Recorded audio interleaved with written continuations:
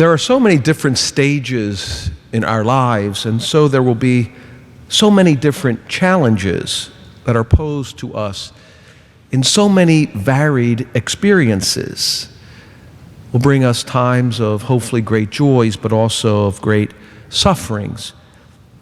But amidst all of them, the one constant is that God is always with us, that He is ever present, and that He is always acting in us to fill us with His love. In all the constant changing situations, He offers us strength, consolation, and hope. Sometimes our awareness of Him is palpable and strong.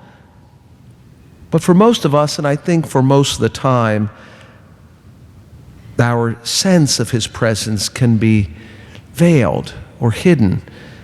Sometimes maybe we feel an absence of Him. But we must always know, and we must never forget, that He is with us at every moment of every day, to engage us and to lead us into an ever-deepening communion with Him. Our readings today give us examples of dramatic encounters between God and three significant figures in our church's history. The first reading we hear of the prophet Isaiah. Remember, he's the great prophet of the southern kingdom of Judah, whose ministry begins around 740 BC, lasts for over 40 years. He sees a vision of God. He's filled with apprehension and fear. He's touched by an angel.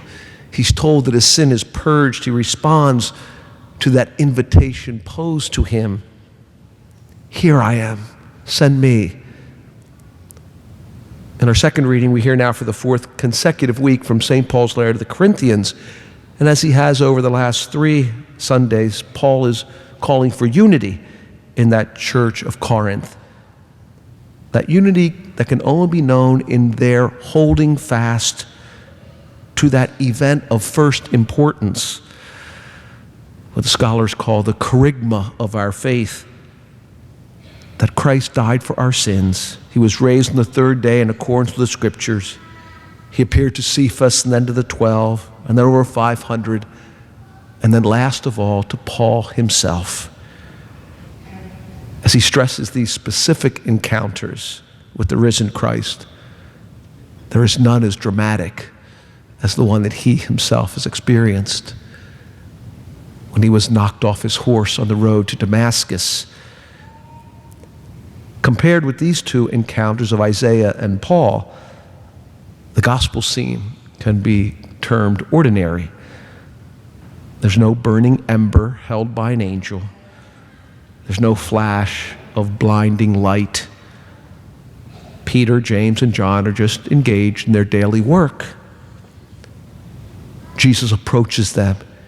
He tells them to put out into the deep water. Peter obeys. They experience this nearly miraculous event of catching so much fish that their boats almost sink. After the event, we are told that astonishment seized them. And then they left everything and followed him. Again, I don't expect that any of us have ever been blinded by a light from God or encountered an angel with a burning ember. But Jesus comes to each and every one of us, as he did to Peter, James, and John. He comes to us in every encounter and in every situation of our lives.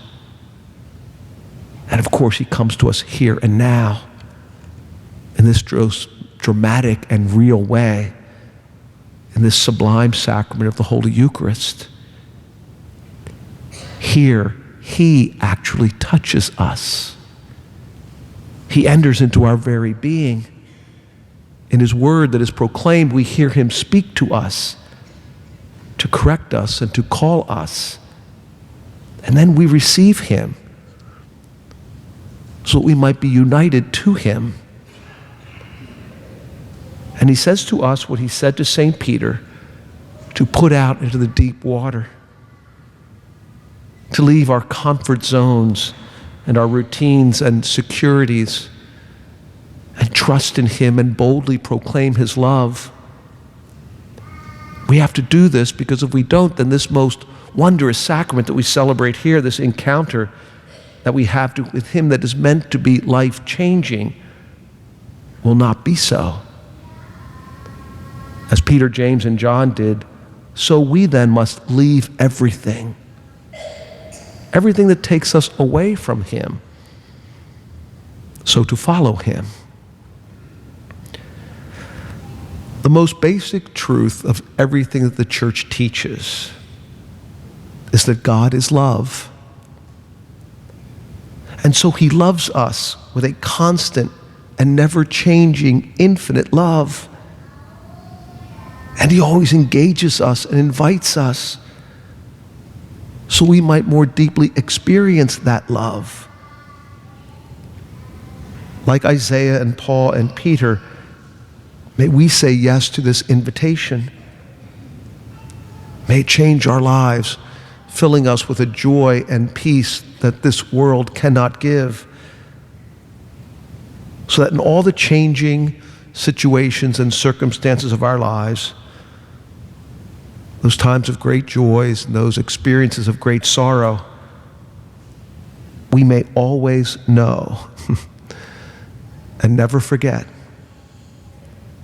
that amidst all that does change, there is one thing that doesn't and can't and never will: God's infinite love and care for us.